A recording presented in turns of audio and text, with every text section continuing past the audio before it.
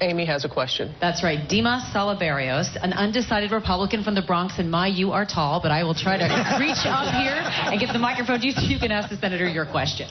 How you doing? I'm an ex-drug boss in New York City. Wow. A pastor now. Fabulous. In the housing projects in the Bronx. And wrote a book called Street God, and here's my question.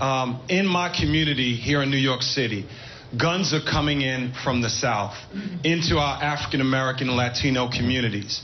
And wanted to know, if you became president, what would you do to stop the gun pipeline from coming into my neighborhoods from the South?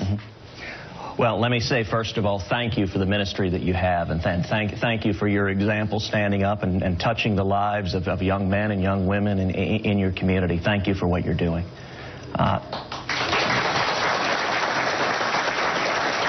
You know, the plague of gun violence we're seeing is horrific, and I believe we need to use every tool possible to go after the criminals. In the wake of the Newtown shooting, the horrible shooting at that elementary school, which horrified all of us, I joined with Senator Chuck Grassley in drafting legislation that became known as the law enforcement alternative. And what it did is it targeted bad guys. It targeted felons. It targeted fugitives. Felons and fugitives, for example, who try to illegally buy firearms. And there are tens of thousands of them every year that are caught illegally buying firearms. Right now, the Justice Department isn't prosecuting them. I'm talking about gun dealers in the South that are not drug dealers. But are buying these guns and shipping them into my community. Can you deal with that? The urban community, not that area you just mentioned. Well, but the way to solve gun violence, I believe, is targeting the criminals, not targeting law-abiding citizens. If you look at the jurisdictions with the worst murder rates, most of them are the ones with the very strictest gun control laws. Because when you put gun control laws in place, the criminals don't hand over their guns, but the law-abiding citizens do, and it ends up leaving more vulnerable.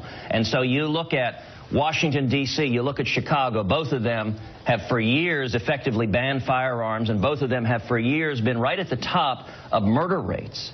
I don't think the answer is stripping people's rights to defend themselves.